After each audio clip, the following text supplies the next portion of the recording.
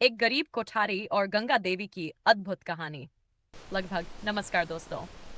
आज हम आपको एक ऐसी अद्भुत और भावुक कथा सुनाने जा रहे हैं जो सच्ची श्रद्धा और विश्वास की शक्ति को दर्शाती है।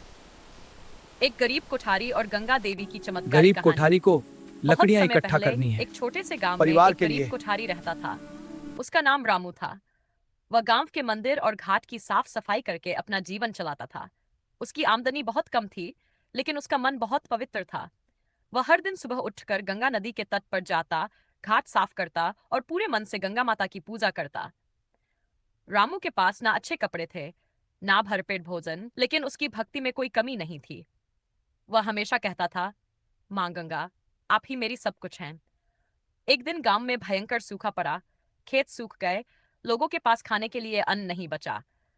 रामू भी कई दिनों तक भूखा रहा, लेकिन फिर भी उसने गंगा माता की सेवा नहीं छोड़ी।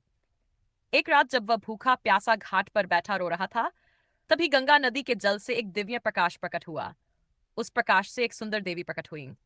उन्होंने मधुर स्वर में कहा, वत्स, मैं तुम्हारी सच्ची भक्ति से प्रसन्न हूं।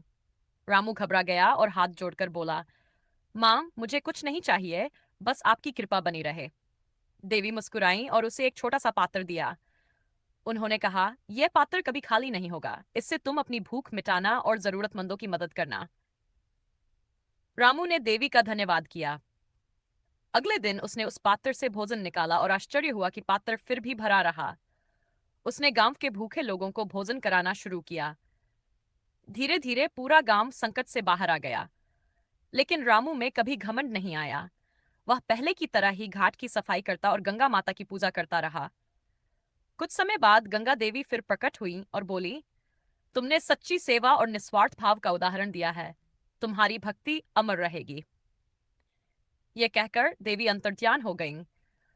उस दिन से गांव में सुख समृद्धि बनी रही और रामू की कथा लोगों के लिए प्रेरणा बन गई।